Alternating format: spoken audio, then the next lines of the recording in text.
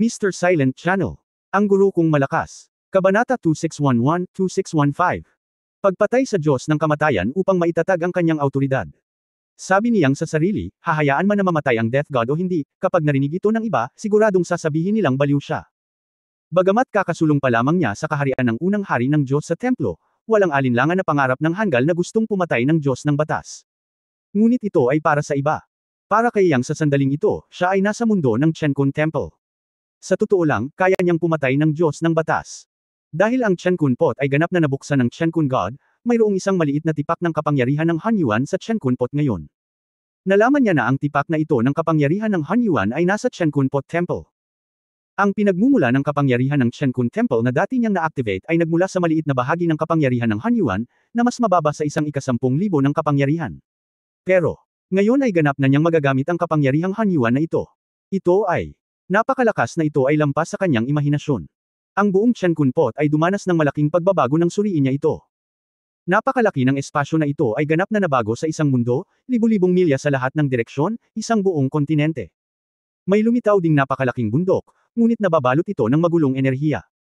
Ang kapangyarihan ng Hanyuan ay nasa tuktok ng bundok, at ang tuktok ng bundok ay ang Chenkun Temple na dating nakatago sa kawalan.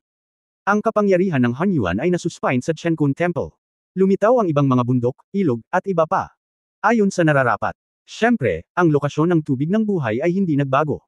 Hindi nagbago ang bundok Lingtao, bundok Wulezisyo, at bundok Pili kung saan tumutubo ang pakwan. Ang lahat ay nananatiling pareho. Kaya lang lumaki na ang buong mundo. Ang enerhiya ng panloob na mga binhi ay umabot na rin sa punto kung saan ito ay maihahambing sa banal na kakanyahan, at ito ay mas mayaman pa kaysa sa banal na kakanyahan. Magulo pa rin ang abot tanaw sa labas ng 4 na panig. Pagkatapos ng lahat, ito ay hindi isang malaking mundo, na normal. Gayunpaman, ang ratio ng oras ay 1,000 beses, at ito ay nagiging mas malinaw. Nararamdaman ito ni Yang Yiyo. Ang pinakamalaking pagbabago ay alam niya na maaari niyang gamitin ang higit na kapangyarihan sa mundo ng Chenkun Pot. Nasa loob nito ang kapangyarihan ng Hanyuan. Siyempre, ang kapangyarihang ito ay hindi niya basta-basta magagamit. Alam niyang walang madali at walang bayad. Kung gusto niyang kontrolin ang sinag ng kapangyarihan ng Hanyuan, kailangan niyang tiisin ang backlash. Kaya't pinakamahusay na huwag gamitin ito ng basta-basta. Ang kapangyarihang ito ay masyadong kakilakilabot at magagamit lamang upang iligtas ang mga buhay sa mga kritikal na sandali. Sinabi ng Diyos na Chenkun na kung gagamitin niya ang kapangyarihan ng Hanyuan, kahit na dumating si Emperor Zun, maaari niyang harapin ito. Sapat na upang ipakita na ang kapangyarihang ito ay makapangyarihan. Ito ay natural na hindi isang problema na gamitin ito sa pakikitungo sa isang Dharma Diyos. Siyempre, hindi kailangang gamitin ni Yang Yiyo ang lahat ng ito. 1% lang ang kailangan niyang pakilusan. Baka kaya niya. Noong nakaraan, ang kapangyarihan ng Hanyuan na ito ay hindi na-unlock, at hindi hihigit sa 1/10,000 ay maaaring pakilusan, at kung ito ay magiging backfire. Ngayon, hanggat hindi niya pakilusan ang lahat ng ito, natural na hindi siya outrest. Ang paggamit ng 1,000 o 1% ay maaaring makapagbigay ng isang malakas na puwersa na lampas sa imahinasyon. At hindi na kailangang mag-alala tungkol sa backfire. Ang kapangyarihan ng Hanyuan ay ang kapangyarihang iniwan ni Chenkun Saint pagkatapos ng pagsasama ng Dao. Bagaman ito ay isang maliit na butil, ito ay ganap na isang kapangyarihan sa kabila ng 3 kaharian. Napakalakas nito na hindi maisip ni Yang Yiyo. Sinabi ng Diyos ng Chenkun na kung pipiliin ni Yang Yiyo na pinuhin at pagsamahin ang tipak na ito ng kapangyarihan ng Hanyuan, posibleng makamit ang panghuling pagsasama ng langit na Dao. Ngunit pinili ni Yang Yiyo ang pangalawang paraan. Pinilit niyang tahakin ang sarili niyang daan, at ayon sa mga tagubilin ng Chenkun God, bubuksan niya ang 6 na reinkarnasyon at papasok sa Netherworld. Ayon sa Diyos ni Chenkun, kung pupunta siya sa Netherworld, maaaring magkaroon siya ng mas malaking pakinabang. Kung tungkol sa kapangyarihan ng Hanyuan na iniwan ng Chenkun God, iiwan niya ito para protektahan o gamitin ito para protektahan ang mga taong gusto niyang protektahan. Gayunpaman, ang kapangyarihang ito sa kanyang mga kamay ay maaaring magkaroon ng malaking kapangyarihan sa mundo ng Chenkun Temple. Hanggat ginagamit niya ang kapangyarihan ni Hanyuan sa mundong ito ng Hanyuan God, kahit na bumangon ang emperador, hindi niya maiisip na pasukin ang Chenkun Temple. Sa ganitong paraan, gaya ng sinabi ng Diyos, mayroon siyang pugad, isang base sa likuran na maaaring maprotektahan ang kanyang pamilya at mga kaibigan, upang hindi siya mag-alala. Kaya't pinili ni Yang Yiyo ang pangalawang paraan ng walang pag-aalinlangan, binuksan ang 6 na reinkarnasyon at pumasok sa Netherworld, na nangangailangan ng mas maraming pagkakataon upang malampasan. As for now, confident talaga siya. Dahil siya ang naging master ng mundong ito ng Chenkun Temple. Ang mundo sa pagitan ng Chenkun Pot at ng Chenkun Temple ay parang pagsasanib ng katawan at kaluluwa. Matapos mabuksan ng Chenkun God, may perpektong tulay sa pagitan nila. Gamit ang kapangyarihan ng mundong ito ay ang kaya niyang gawin ngayon at anumang oras. Ang Chen-kun Pot ay parang isang susi, at ang mundo ng Chen-kun Temple ay tulad ng pisikal na pag-aari niya sa God Realm, na katumbas ng pagkakaroon ng pundasyon. At ito ay isang mundo ng God Realm na maaaring talakayin sa 33 langit. Ito ay isang banal na lugar sa puso ng mga Diyos. Kinokontrol na niya ngayon ang mundong ito ng God Realm, at medyo ilusyon pa rin ito, ngunit sa katunayan ito ay totoo. Ang Chen-kun Pot ay ang daluyan at ang susi. Kung mayroon siyang Chen-kun Pot, gaano man kalayo sa mundo ng Chen-kun Temple, maaari siyang pumasok at lumabas sa isang pag-iisip lamang. Anyway, ang galing-galing niya ngayon, syempre, ang ganitong uri ng kahangahangang ay limitado sa mundo ng Chen-kun Temple. Pagkatapos lumabas, natural na hindi niya magagamit ang kapangyarihan ng mundo ng Chen-kun Temple. Dito, maaari niyang pakilyusan ang kapangyarihan ng mundo ng Chen-kun Temple at ang kapangyarihan ng Hanyuan. Naglalakad palabas ng templo.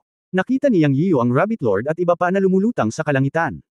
Pagbati sa kataas-taasang Diyos. Si Rabbit Lord na naman ang nanguna. Pagbati sa kataas-taasang Diyos. Maliban sa Diyos ng kamatayan na si Shi Wusheng at 20,000 mga Diyos, ang iba ay lamusong lahat upang magbigay-pugay sa kawalan. Siyempre, sa pagkakataong ito ang pagsamba ay isang uri ng koronasyon. Rabbit Lord, Life God Yu Linglong at Light God Yun Changxi lahat ay naramdaman ang hininga na kakalabas lang mula sa templo. Ito ang natatanging hininga ng templo sa panahon ng Chen-kun God. Nangangahulugan ito na si Yang Yiyu ay may pagkakataon sa templo, at ang pagkakataong ito ay ang pagkilala sa templo, o ang pagkilala sa Diyos ng Chen-kun. Mula sa sandaling lumabas si Yang Yiyu sa templo, siya ang tunay na kataas-taasang Diyos, ang bagong henerasyon ng kataas-taasang Diyos. Tumayo kayong lahat, mangyaring pumasok sa ika-9 na templo. Ikanaway ni Yang Yiyu ang kanyang kamay, at gumalaw ang langit at lupa. Sa pagkakataong ito, kasama ang Rabbit Lord, lahat sila ay napasuko ng pag-wave ng kamay ni Yang Yiyu. Salamat, Diyos. Napaka-Diyos ng Rabbit Lord, pinamunuan ang mga Diyos na lumipad pababa at dumaong sa plaza ng ika-9 na templo. Ngayon lahat ay nakaramdam ng hindi nakikitang presyon na nagmumula kay Yang Yiyu. Hindi mapaglabanan ang presyon. Nagpapalpitate ang puso ng lahat. Pagkatapos mapunta sa plaza ng ika-9 na templo, tumayo si Lord Rabbit sa tabi ni Yang Yiyu. Tumangala sa Death God na si Shi Wusheng at sa 20,000 Diyos na lumulutang pa rin sa himpapawid at sinabing, Shi Wusheng, may mga ilusyon ka pa ba ngayon? Ang mukha ng Death God na si Shi Wusheng ay hindi sigurado, at ang kanyang mga mata ay nakatuon kay Yang Yiyu. Ang kanyang mga mata ay ayaw. Siya ay tiyak na hindi isang tanga. Matapos pumasok si Yang Yiyu sa templo at lumabas muli, tila naging ibang tao siya. Siyempre, hindi ito iba pang mga pagbabago kundi ang pagbabago ng aura, ngunit ang kanyang cultivation level ay umabot din sa pangunahing God King mula sa God King realm. Ang kaharian ay wala, ngunit iba ang aura, o masasabing ang aura ng buong mundo ng Chen-kun Temple ay tila nakasentro sa paligid ni Yang Yiyu, na nagpaparamdam sa kanya na siya ay malinaw na isang maliit na hari ng Diyos, ngunit siya ay tulad ng isang mahusay na master na nakatayong matangkad at tuwid. Sa totoo lang, pakiramdam niya ay wala siyang lakas na lumaban. Nang magsimulang magsalita si Lord Rabbit, ang mga mata ni Yang Yiyu ay bumaling sa kanya.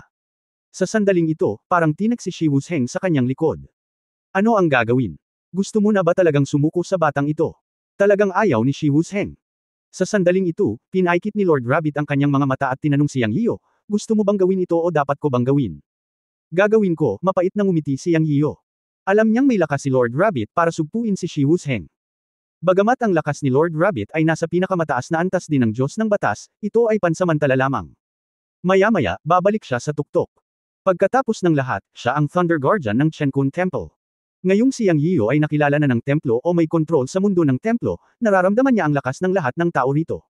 Si Lord Rabbit ang pinakamakapangyarihang naruroon. Ang pangalawa sa pinakamakapangyarihan ay hindi inaasahang si Master Yun Changxi.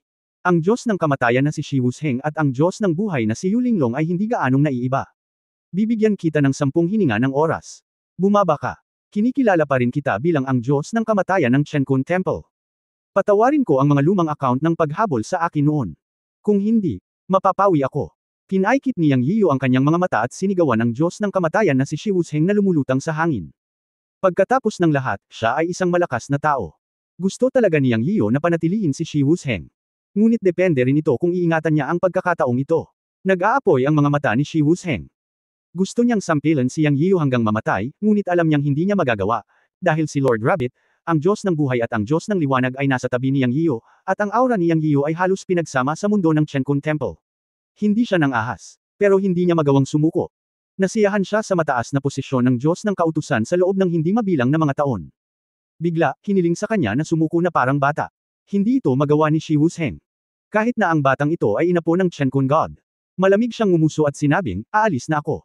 Mula ngayon, wala na akong kinalaman sa Chenkun Temple. Magkahiwalay tayo ng landas. Sa wala pang 10 paghinga, gumawa ng desisyon si Shi Wusheng, ngunit nawala siya sa hangin sa isang iglap, at walang pakialam sa 20,000 taong sumusunod sa kanya. Wala siyang lakas ng loob na gawin iyon, ngunit gusto niyang umalis. Walang makakapigil sa kanya. Pagkatapos ng lahat, siya ay isang mataas na ranggo na Diyos ng batas, at isang Diyos ng kamatayan. Kapag ginamit niya ang kapangyarihan ng kamatayan, kahit na ang malalakas na lalaki sa antas ng Heavenly daw ay matatakot.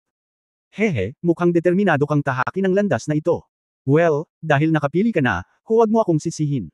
Seal the God Seal. Seal it for me. Malamig na sabi niyang Yiyo. Ang buong mundo ng Chenkun Temple ay nasa kanyang kontrol. Isang biro ang gustong umalis ni Shi Wusheng. Pagkatapos ng salita, Selyo. Nahulog, si Shi Wusheng ay tumalo na parang kulog at direktang bumagsak mula sa langit. Han Yuanqi, sirain. Hindi man lang binigyan niyang Yiyo ng pagkakataon si Shi Wusheng. Direkta niyang isinaaktibo ang isang ika-libo ng Han Yuanqi, pinakilos ang kapangyarihan ng buong mundo ng God Realm, at idiniin ito kay Shi Wusheng. Bang! Sa isang sigaw, ang katawan ni Shi Wusheng ay direktang sumabog sa kalangitan at naging blood mist. Ganap na nawala. Pinaikit niyang Yiyo ang kanyang mga mata at tumingin sa likod, diretsyong tinungo ang 2 Diyos na lumulutang sa hangin. Sa isang iglap, nawala din sa himpapawid ang 20,000 Diyos na sumunod kay Shi Wusheng. Hindi naman sa malupit siya, pero dahil nagawa niya ito, gagawin niya ito hanggang sa huli. Kung minsan, ang pagtatag ng awtoridad ay nangangahulugan ng bautismo ng dugo. Sa isang iglap, nawala ang Diyos ng kamatayan na si Shi Wusheng at ang kanyang 20,000 tagasunod. Ang Diyos ng kamatayan na si Shi Wusheng at ang kanyang 20,000 tagasunod ay naghimagsik at pinatay ang kanilang Panginoon. Papatayin ko sila sa pangalan ng Diyos. Umaasa ako na sumunod ka sa code ng templo sa hinaharap at huwag maliga. Tumingin si Yang Yiyo sa paligid at gumawa ng conclusion. Binigyan niya ng pagkakataon si Shi Wusheng at ang iba pang 2 Diyos, ngunit hindi nila ito pinahalagahan. Higit pa rito, si Shi Wusheng mismo ang nangangaso sa kanya, ang inapo ng Chenkun God. Mula sa ibang pananaw, siya ay isang taksil sa Diyos ng Chenkun. Angkop para kay Yang Yiyan na patayin siya sa pangalan ng Chenkun God. Ang Diyos ay matalino. Nagbigay-pugay ang buong madla, at walang tumutol. Sa katunayan, ang hakbang ni Yang Yiyan ay lampas sa imahinasyon ng lahat, kasama na si Lord Rabbit. Ang pagpatay sa isang mataas na antas ng Diyos ng batas gamit ang isang backhand, ilang tao ang maaaring magkaroon ng ganoong paraan at mahiwagang kapangyarihan. Siyempre, malabong nahulaan ni Lord Rabbit ang isang bagay, ngunit hindi siya nagtanong. Ang mundo ng Chenkun Temple ay may master, ito ang kanyang layunin at ang kanyang misyon. Ang pagkamatay ng isang kamatayang Diyos ng batas ay hindi nakakapinsala. Ang susunod na bagay ay simple. Si Yang Yiyan ay kinilala ng 80,000 Diyos sa Chenkun Temple at naging bagong henerasyon ng mga Diyos. Matagumpay niyang naitatag ang kanyang prestihiyo at nagtataglay ng pinakamataas na kamahalan. Sa mungkahi ni Lord Rabbit, binuksan ang bagong panahon ng Chenkun Temple God of God meeting. Siyempre, wala pang 10 tao ang nakikilahok. Ang 5 dakilang Diyos, ang Diyos ng buhay na si Yulinglong, ang ilaw na Diyos na si Yun Changxi, ang pinunong tagapag-alaga ng kulog na si Tu Ye, at si Yang Yiyo, ang pinakamataas na Diyos, ay may kabuuang 9 na tao.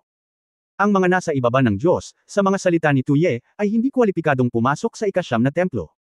Kabanata 2612, pagpunta sa hindi kilalang lugar sa God Realm. Sa loob ng ika-9 na templo.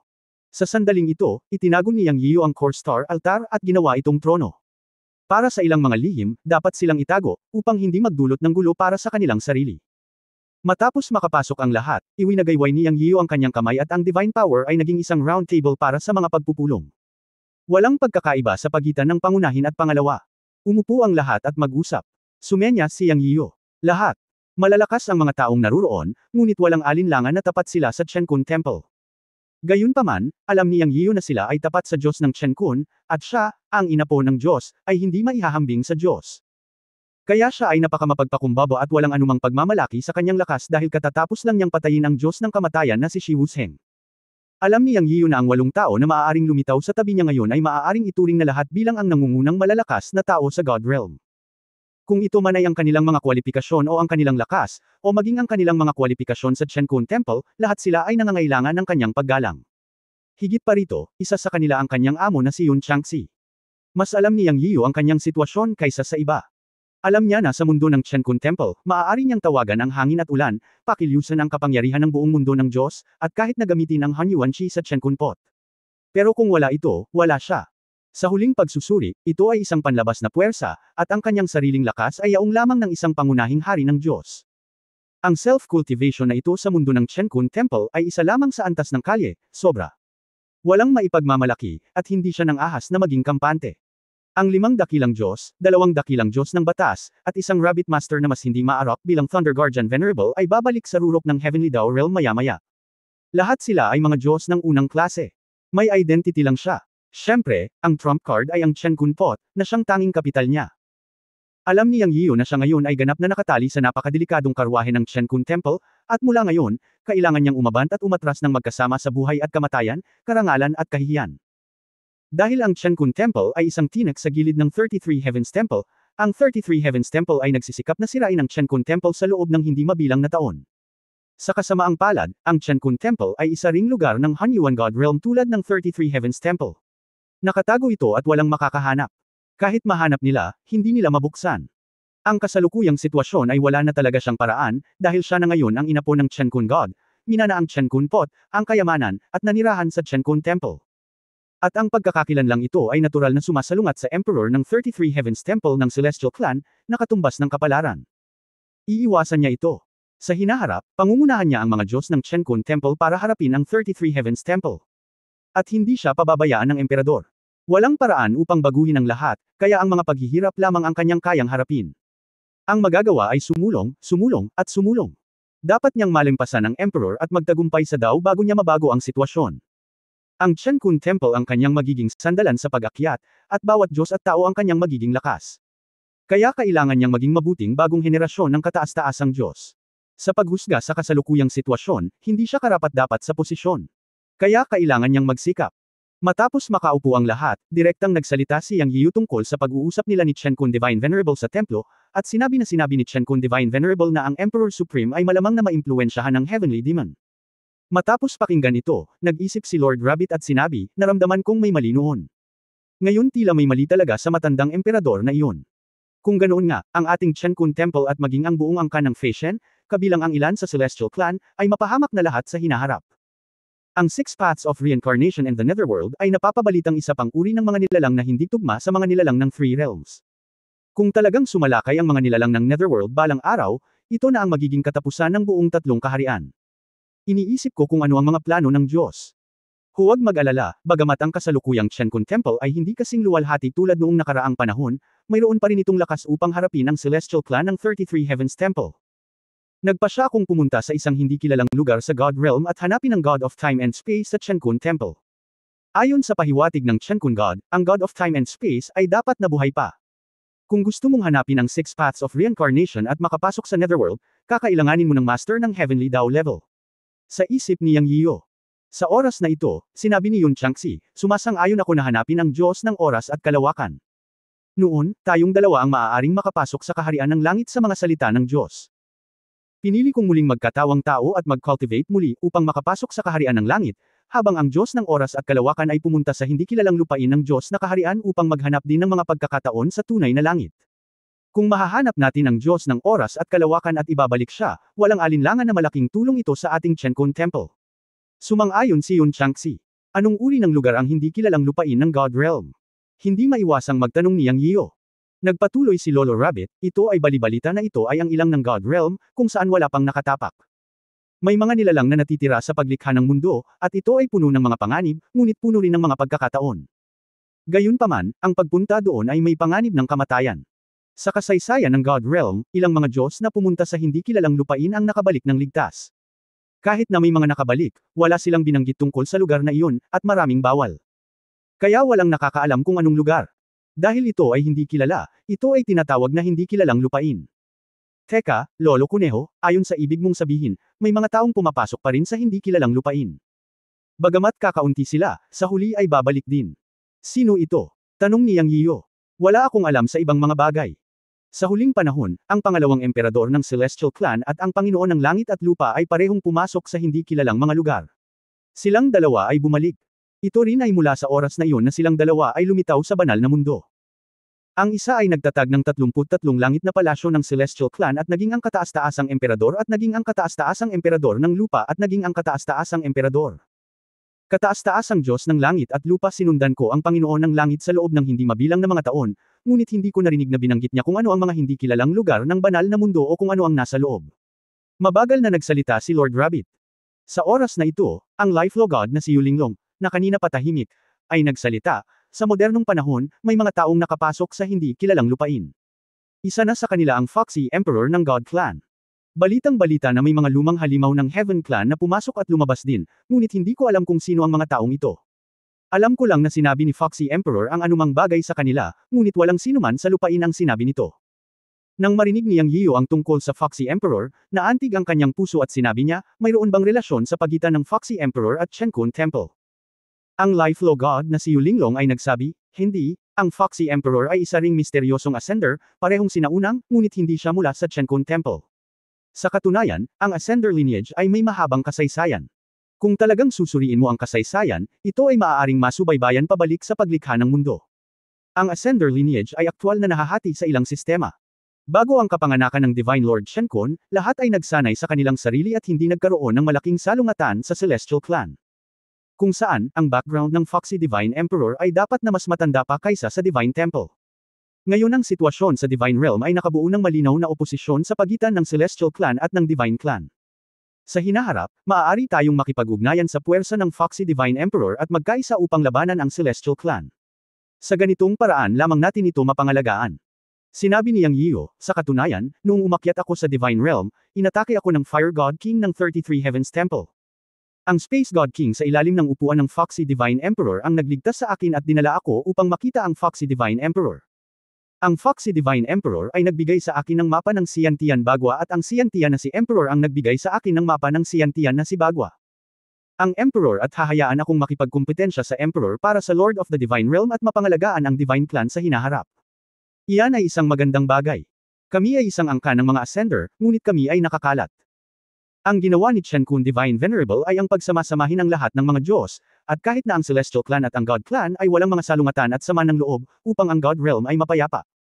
Tila na ang Foxy Divine Emperor ay makakahanap din ng oras ng pag-uusap ni Vener ng Chen. Bagay, sabi ng Rabbit Lord. Tumango si Yang Yiyo at sinabing, pupuntahan ko si Foxy kung may pagkakataon ako. Sayang lang at umalis na siya ngayon, ngunit makumpirma na ang pangkalahatang direksyon ng Foxy Divine Emperor ay naaayon sa atin. Ayaw niyang kontrolin ni Emperor Zunhe daw ang God Realm at patayin ang mga asenso. Kung gayon, ano ang susunod na gagawin natin? Tumingin si Yon Changxi kay Yang Yiyo. Bueno, pupunta ako doon. Mayroon akong paraan upang mahanap ang Diyos ng oras at kalawakan. Sabi ni Yang Yiyo. Nasa kanya ang gabay ng Chenkun Pot. Ang Diyos ng oras at kalawakan ay ipinanganak sa Chenkun Temple at may marka. Matatagpuan niya ito, syempre, ang saligan ay nabubuhay pa ang Diyos ng oras at kalawakan. Kung gayon, sasama ako sa iyo. Sabi ni Yon Changxi. Tumingin si Yang Yiyan sa kanyang amo at umiling, sinabing, Guro, alam mo kung ano ang pinakamahalaga sa akin. Manatili ka rito. Ayon sa oras, dapat may mga asenso na darating mula sa Cloud Gate sa ibabang mundo. Kilala mo ang mga tao sa Cloud Gate, kaya sana ay matulungan mo akong gabayan sila. Ito. Saglit na hindi nakaimik si Yon Changxi. Natural na alam niya na ang pinakamalaking kinahuhumalingan ni Yang Yiyan ay ang kanyang mga kamag-anak at kaibigan.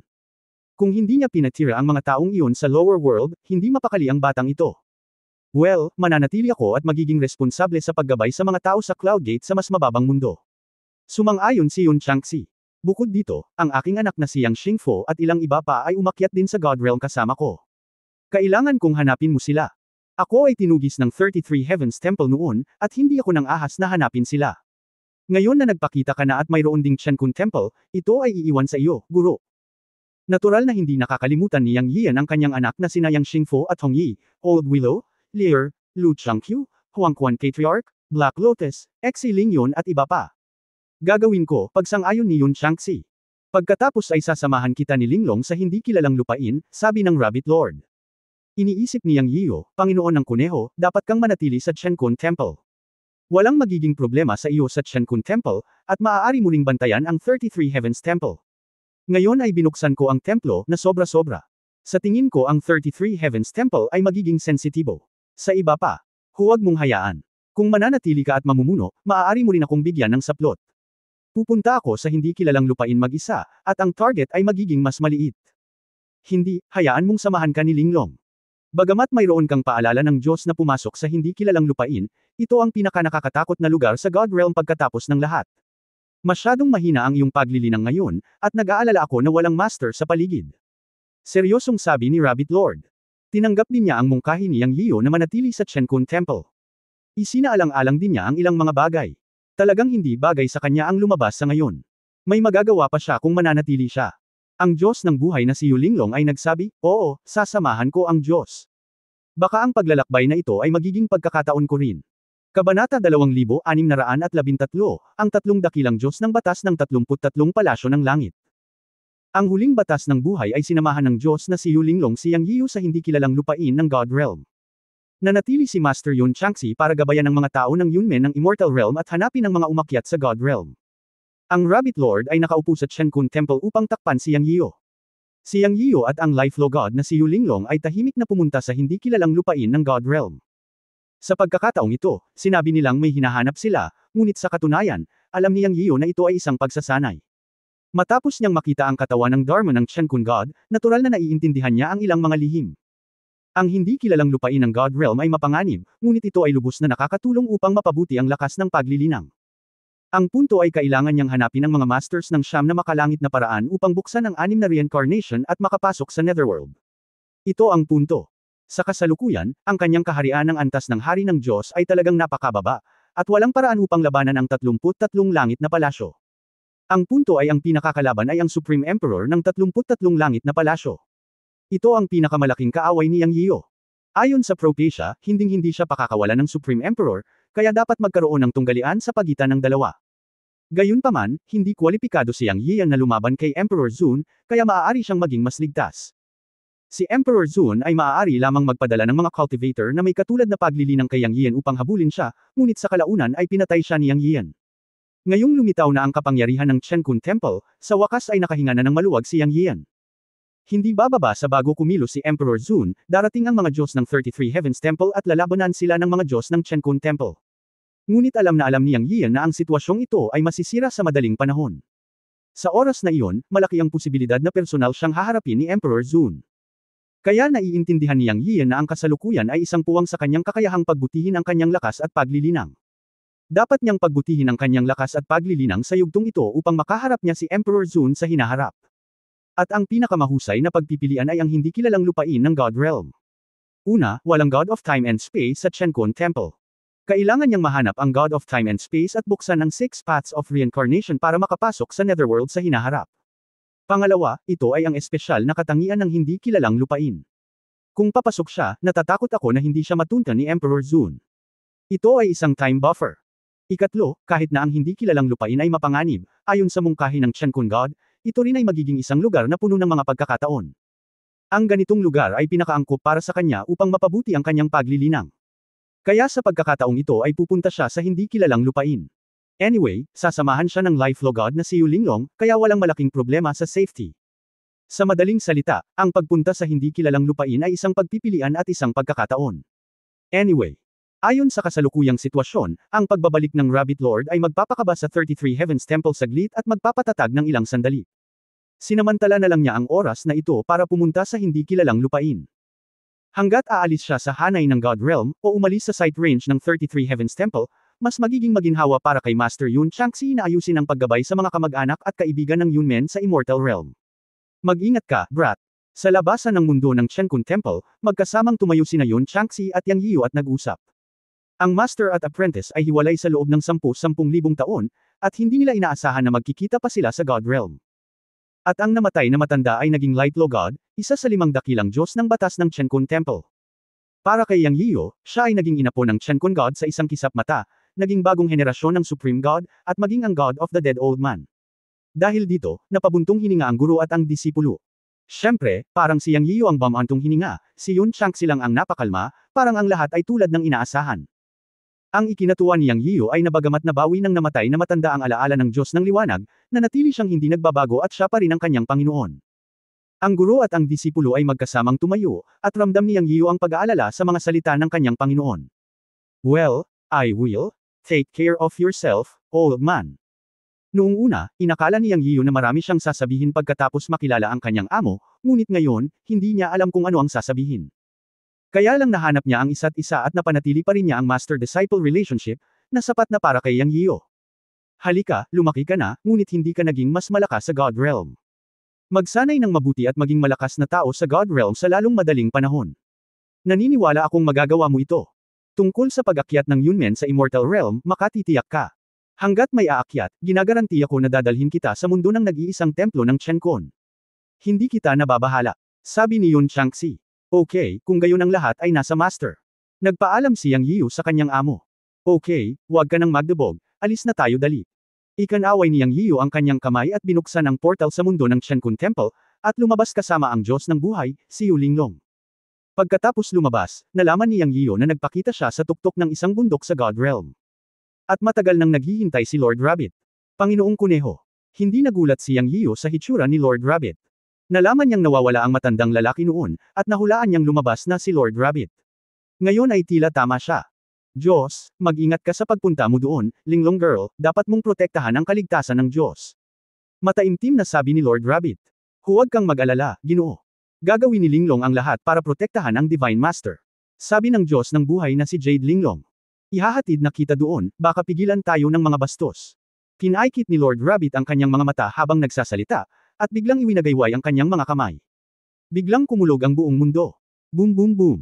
Bitek. Isang kidlat ang bumagsak mula sa langit at tumama sa tuktok ng bundok. Sa susunod na sandali, isang thunder portal ang nabuo. Narinig ko lang na sinabi ng Rabbit Lord, Diyos, mangyaring pumasok sa portal. Direktang lilito ka sa magulong lupain ng kalangitan ng God Realm. Ang pagpasok ay isang hindi kilalang lupain.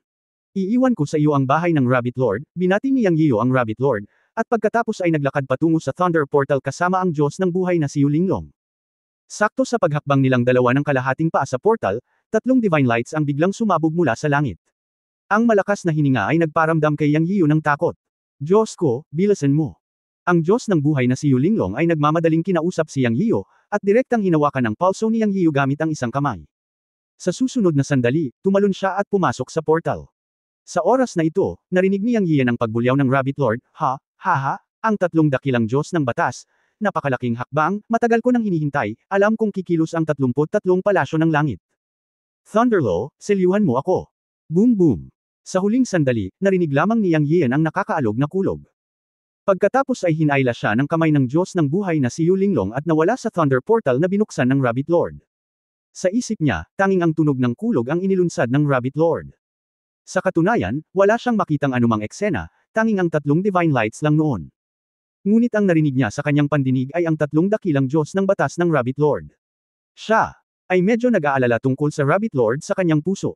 Ang Thunder Portal ay nawala, at ang Rabbit Lord ay nakatayo sa tuktok ng bundok na napapalibutan ng kulog. Ang 3 divine lights kanina ay biglang bumagsak sa lugar kung saan nawala ang Thunder Portal, ngunit kung titingnan mong mabuti, naharang sila ng Thunder Light Shield at tuluyang nawala. Pagkatapos sa susunod na sandali, 3 figure ang lumitaw sa hangin. Isang itim, isang puti at isang pula. Lahat sila ay mukhang 3 matandang lalaki. Si Thunderlord talaga. Long time no see. Ang matandang nakasuot ng puting damit sa pangunguna ay tumingin sa Rabbit Lord at nagsalita. Haha, sino ako noong panahong iyon? Ang 3 dakilang Dharma Gods ng 33 Heavens Temple, Koi, Ren, at Hao, ay lahat sa itaas na antas na Dharma Gods. Nangangako sila, ang Rabbit Lord ay mahinahong tumingin sa 3 Dharma Gods sa hangin at nagsalita ng tahimik, nang walang anumang tensyon. Magkakilala ang magkabilang panig. Pagkatapos ng lahat, ang 33 Heavens Temple at ang Chenkun Temple ay lumaban sa hindi mabilang na taon sa huling panahon, kaya natural na hindi sila pamilyar. Ang 3 Dharma Gods na ito ay ang 3 Dharma Gods ng 33 Heavens Temple, na pinamumunuan ni Koi Fashen. Ang hitsura na ito ay natural dahil sinumpa ng Rabbit Lord ang Emperor at pinatay ang libu-libong Godlords Yang Yian at pinatay ang Fire God King, na direktang ikinaalarma ng Emperor. Direktang inutusan ng Emperador si Koi Fashen na personal na lumabas at patayin si Yang Yian. Sa katunayan, alam ni Koi Fashen na ang pagbabalik ng Thunder Guardian ng Chenkun Temple ay nakatadhana kay Yang Yian na magmana ng Chenkun Temple. Sa ganitong paraan, diretso silang humabol sa Chenkun Temple, ngunit hindi sila makapasok, kaya sa entrance na lang sila maghintay. Ngunit hindi ko inaasahan na direktang bubuksan ni Lord Rabbit ang Thunder Portal para i-teleport si Yang Yian palayo. Ang 3 dakilang Dharma Gods ay kumilos, ngunit nabigo pa rin napigilan si Yang Yian na umalis. Ngayon sila ay nakaharap kay Lord Rabbit. Kaharap itong Thunder Guardian ng Chenkun Temple, si Koi Fashen at ang iba pang dalawa ay talagang labis na natakot, dahil alam nilang lahat kung gaano kakilakilabot ang Thunder Guardian na ito, at isa na siyang Heavenly Daw-Hidaw level na pag-iral sa huling panahon. Gayunpaman, nang makita nila siya ngayon, nalaman nila na ang lakas at kultibasyon ng Thunder Guardian ay pareho sa kanila, sa itaas na antas ng Dharma God. Dahil dito, nagkaroon si Qifa Shen at ang dalawa pang pagnanais na makipagkumpetensya. Kagalang-galang na Thunder, magalang ka. Gusto ni Qifa Shen si Yang Yian, ang tagapagmana ng Diyos. Pakisabi sa akin kung saan siya nagpunta. Sabi ni Qifa Shen. Haha, sa tono mo, parang gusto mo akong awayin. Pinaikit ni Lord Rabbit ang kanyang mga mata at sinabi. Ako ay inutusan ng emperador na patayin si Yang Yian, ang anak ng malaking kalamidad. Please help me, kung hindi, kaming tatlo ang hihingi ng advice sa'yo. Nagsalita si Qifa Shen sa isang maligamgam na tono. Haha, Hoy boy, huwag mong sabihing binubuli ka ni Master Rabbit. Kahit na dumating ang 10 dakilang makalangit na santo ng iyong 33 langit na palasyo, hindi ako natatakot. Halika kung gusto mong lumaban. Matagal nang hindi nag-eehersisyo si Master Rabbit. Pagkatapos ng libu-libong taon, tingnan ni Master Rabbit kung gaano kalaki ang lakas ng T33 nanograms iyong palasyo. Sabi ni Master Rabbit, pero bigla siyang tumalon. Boom! Dumagundong ang kulog sa itaas ng 9 heavens. Biglang tinakpan ng ulap ng kalamidad ang langit at ang araw, at sa sandaling ito ay kumukulog ang buong God Realm. Patayin! Nakita ng tatlong Qifa Shen na ang paglilinang ni Master Rabbit ay nasa kaharian ng nakatataas na Diyos ng batas, kaya hindi sila natakot. Sila ay umungal at pinatay si Master Rabbit mula sa tatlong direksyon. Ang tatlo ay ang lahat ng nangungunang mga Diyos ng batas, bawat isa ay naglilinang ng isang tuntunin ng kapangyarihan, at ang itim, puti at pulang mga ilaw ay idinagdag sa kanilang mga katawan, na nagpapakita ng kamanghamanghang malakas na aura. Sa isang kisap mata, sabay na lumaban ang apat. Sa itaas ng 9 heavens, ang banal na liwanag ay sumabog, ang kulog ay umugang, at ang momentum ay kumalat sa buong God Realm. Ngunit hindi makita ang apat na figure. Hanggang sa isang tiyak na sandali, ang mga ulap ng kalamidad ay naglaho at ang tunog ng pagyanig ng lupa ay nawala. Isang kidlat ang tumama sa tuktok ng bundok, at ito pala ay si Lord Rabbit. May dugo sa gilid ng kanyang bibig, ngunit napangiti siya habang bumubulong sa sarili, maswerte kayong tatlo. Papatayin ko kayo sa susunod. Hindi, kailangan ni Lord Rabbit na makabawi sa aking pinakamataas na lakas sa lalong madaling panahon. Sa susunod na darating ako, tinatansya ko na ako ay magiging isang heavenly daw level na saint. Ang pag-iisip lang tungkol dito ay sumasakit na ang ulo ko. Xiao Yun Rabbit, hintayin mo muna si Lord. Kabanata 2614, ang kaluluwang mana ay ganap na natatakan. Si Yang Yian at ang life goddess na si Yu Linglong ay pumasok sa space portal na binuksan ni Lord Rabbit, at hindi nagtagal ay lumabas. Tama nga, ang lugar kung saan sila lumitaw ay isang hadlang na napapalibutan ng magulong enerhiya, na dumiretso sa langit at hindi makita, tulad ng isang hadlang sa pagitan ng langit at lupa. Sa katunayan, ayon kay Lord Rabbit, ito ay isang natural na hadlang sa kalangitan ng God Realm. Walang mga bundok o porma sayon, ngunit ito ay isang natural na nabuong magulong harang ng ambon. Kahit saang direksyon ka pumunta, makikita mo ito. Ito ay bilyon-bilyong milya ang layo mula sa lugar kung saan nakatira ang mga buhay na nilalang sa gitna ng God Realm. Kahit saang direksyon ka pumunta, makakarating ka dito at makikita mo ang magulong harang. Ate, Sister Linglong, Lord Rabbit, okay ka lang ba? Sa sandaling lumabas si Yang Yian sa daanan, ang kanyang unang pangungusap ay tawagan ang kapatid na babae ng life goddess na si Yu Linglong upang magtanong tungkol sa kaligtasan ni Lord Rabbit. Yang. Nakipag-ugnayan pa lang si Yian sa life goddess na si Yu Linglong, at talagang hindi niya alam kung paano siya tatawagan.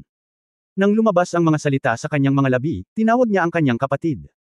Hindi niya inisip na malaking bagay na tawagin ang kanyang kapatid, ngunit nagdulot ito ng malaking pagbabago sa puso ng buhay na Diyosa na si Yu Linglong. Mabilis niyang sinabi, Diyos ko, tawagin mo lang akong Linglong, huwag mong ikahiya si Linglong. Si Yang na ngayon ang master ng Chenkun Temple at ang Diyos ni Yu Linglong. Hindi naman exaggeration na sabihin na siya ang master. Natatakot para kay Yang Yian na tawagin ang kanyang kapatid.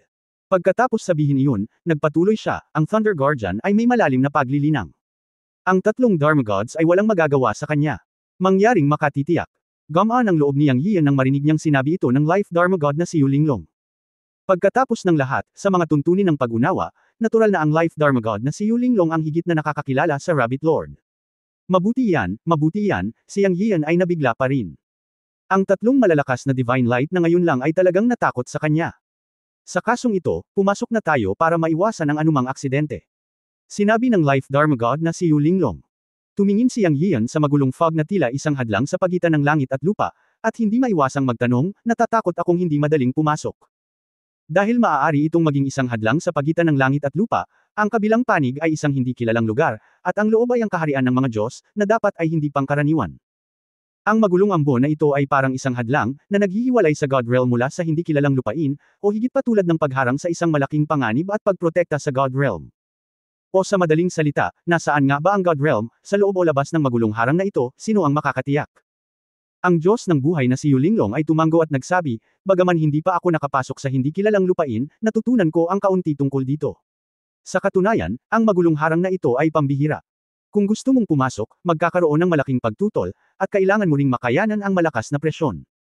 Sa pagkakaalam ko, hindi ang hadlang ng kapangyarihan ang pangunahing puwersa sa pag-shuttle lang sa magulong harang. Ang hirap ay nasa matinding pressure, parang pagsubok lang, ang kailangan mong harapin ay ang pressure laban sa kaluluwa. Kung gaano kalakas ang pressure sa kaluluwa, ito ay hindi alam sa kasalukuyan, ngunit mangyaring makatiyak, Diyos, gagawin ko ang aking makakaya upang protektahan ka at hayaan kang makalampas sa hadlang ng ligtas at maayos. Sister Linglong, dapat mo akong tawaging Yanzi, hindi talaga sanay si Yang Yiyu na marinig ang Diyos ng buhay na si Yu Linglong na tinatawag ang kanyang sarili na subordinate at tinatawag siyang Diyos. Pagkatapos ng lahat, siya ay isang maliit na hari ng Diyos, at sa mga tuntunin ng cultivation realm, mayroong isang malaking agwat sa pagitan nila. Hindi siya nang ahas na kausapin si Yu Linglong gamit ang kapangyarihan ng Diyos. Sobrang awkward ng pakiramdam. Kung ganoon, salamat sa Diyos, bilang isang makapangyarihang tao sa antas ng Diyos, natural na walang pakialam si Yu Linglong sa mga aspetong ito. Wala siyang pakialam sa pagtawag ni Yang Yiyu sa kanyang kapatid, pangalan lang iyon. Ang susi ay ang sariling saloobin. Yanzi, ready ka na ba? Dumaan tayo sa Chaos Barrier. Tanong ni Yu Linglong kay Yang Yiyu. Huminga ng malalim si Yang Yiyu, hinimok ang lahat ng kanyang banal na kapangyarihan, at lumitaw din ang maitim na sandata. Tumanggaw siya at sinabing, okay lang ako. Pagkatapos ay hinayla pa rin ni Yu Linglong ang pulso ni Yang Yiyu, at sa susunod na sandali ay sumabog siya sa isang nakasisilaw na berdeng ilaw, ganap na binalot si Yang Yiyu. Sa sumunod na sandali, naglakad ang dalawa patungo sa harang na nabuo ng magulong ambon. Buzz buzz buzz. Katatapos lang ng magulong ambon, umalangaw-ngaw ang hagong. Biglang naramdaman ni Yang Yiyan ang isang malaking invisible force na pumipindot mula sa lahat ng direksyon. Parang bundok na dumidiin sa kanya. Gayunpaman, nang dumating ang gayong napakalaking pressure, ang kapangyarihan ng berdeng ilaw ng Life Flow God na si Jade Linglong ay bumalot sa kanya, o ang berdeng ilaw ng puwersa ng buhay, ay nagkabisa, na humaharang sa presyon mula sa lahat ng direksyon. Humakbang ang dalawa sa makulay na magulong ambon na hindi man lang naapektuhan. Pagkatapos maglakad papasok, nakita ni Yang Yiyan ang isang makulay na halo sa kanyang paningin, at hindi niya makita ang gilid sa isang sulyap. Hindi niya alam kung gaano kalalim ang magulong harang, at gaano katagal bago mag-walk out. Tila natantong ang dalawa sa mundong nabuo ng makulay na liwanag.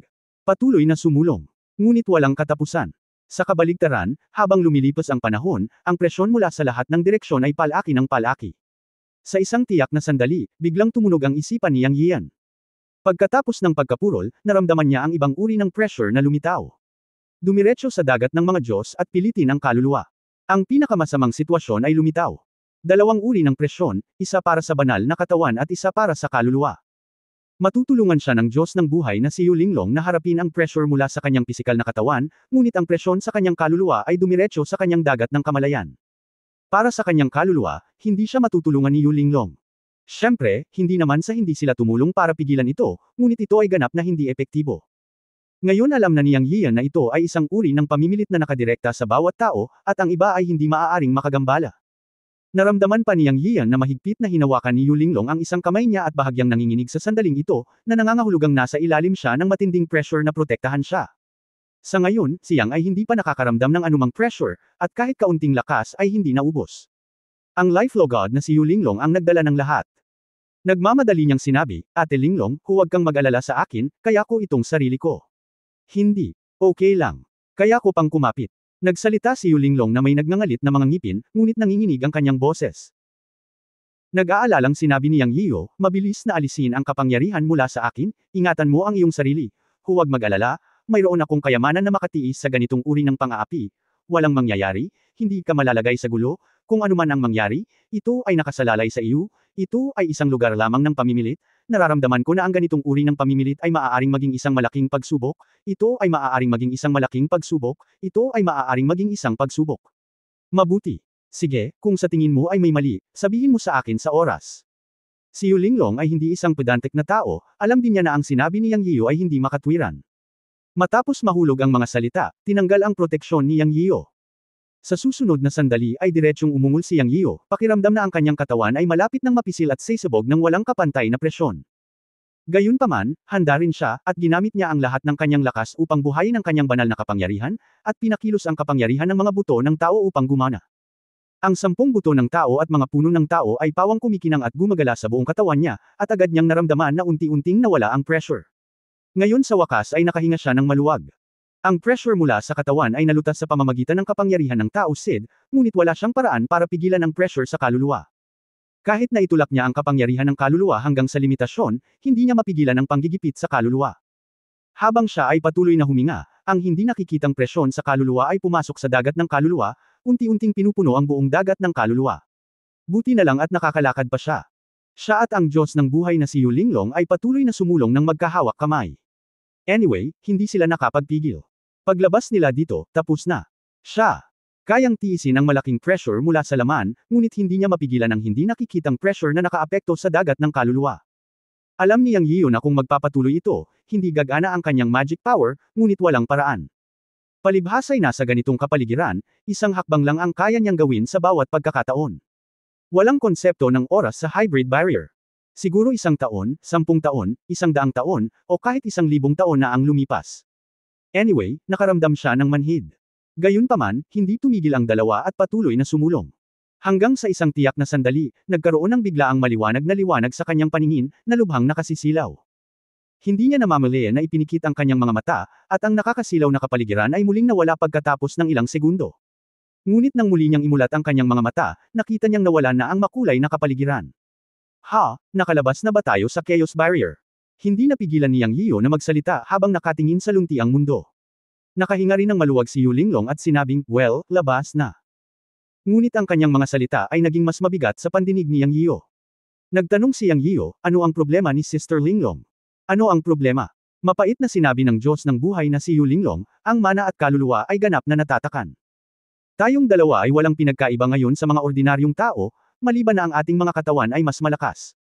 Narinig ito ni Yang Yiyo, at ngayon ay nag-react siya at sinubukang buhayin ang kanyang mana, ngunit wala talagang gumagalaw.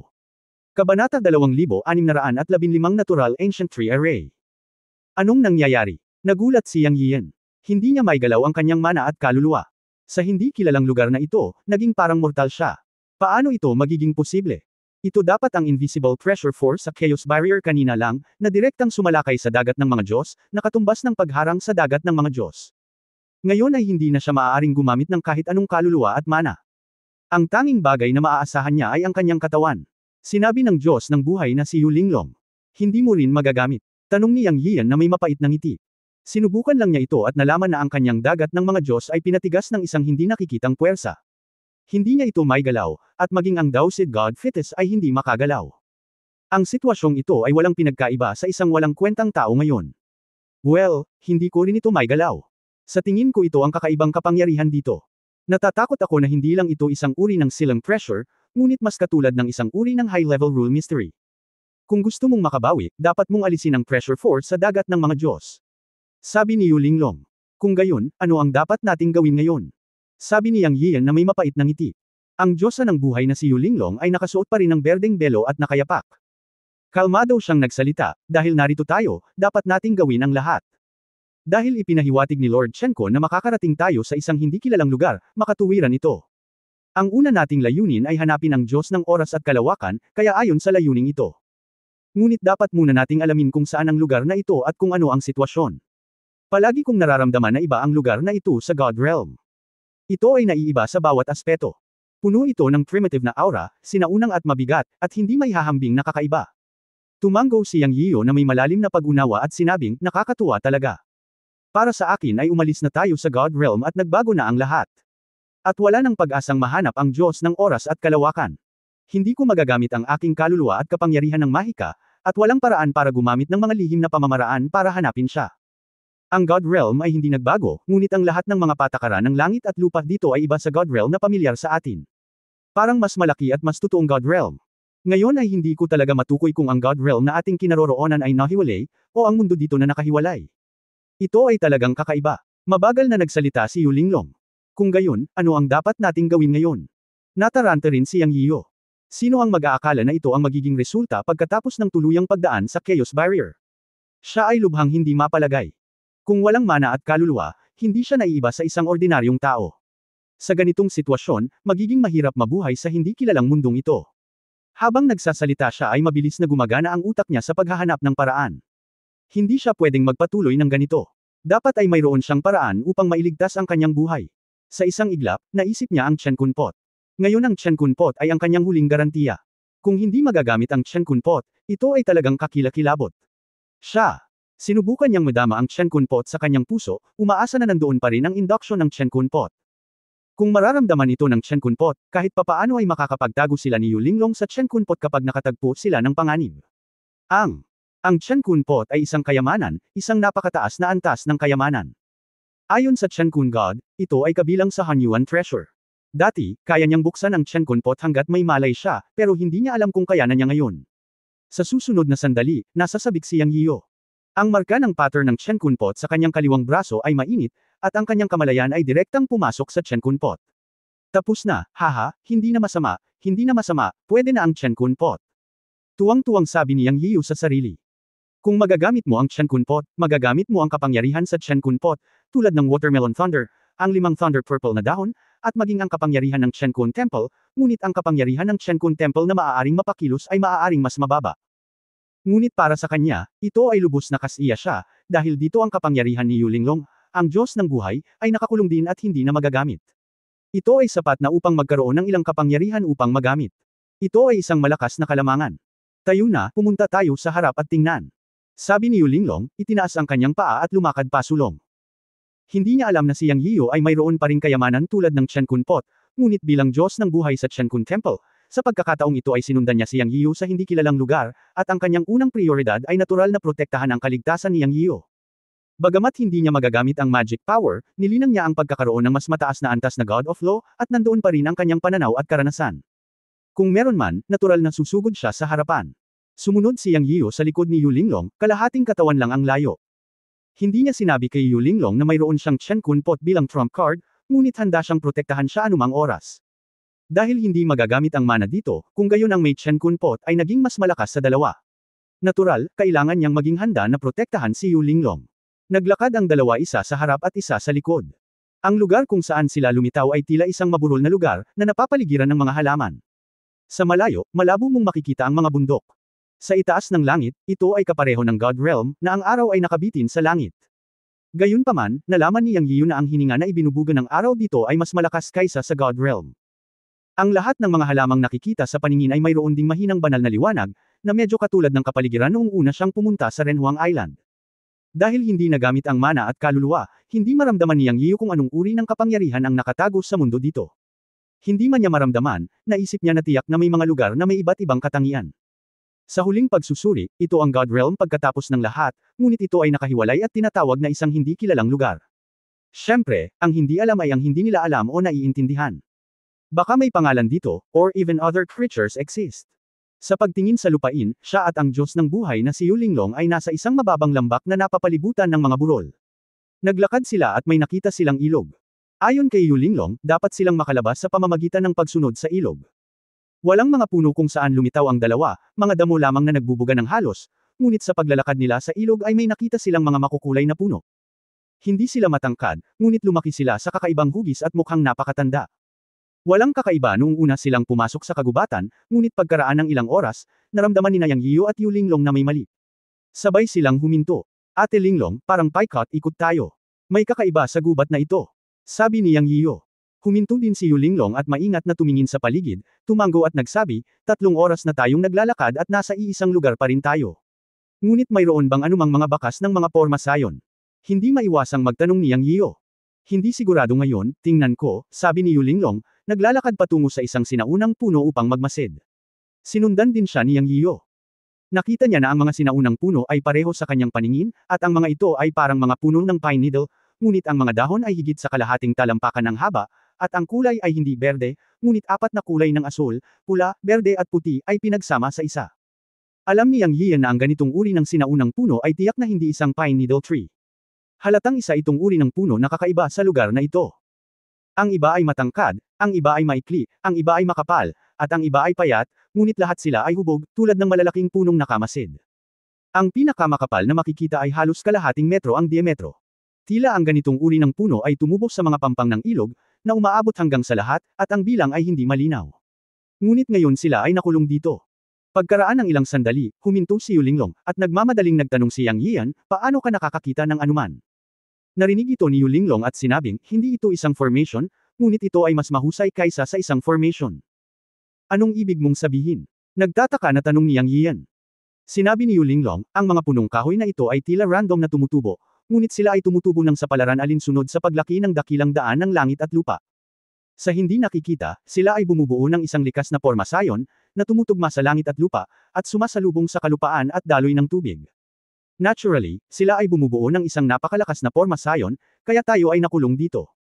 Bukod dito, ang mga punong ito ay may nakikitang kabanalan at kabanalan sa pamamagitan ng ating langit at lupa. Mga puno, at sa wakas ay bitag nila tayo. Pwedeng ganito. May paraan ba para masira ito?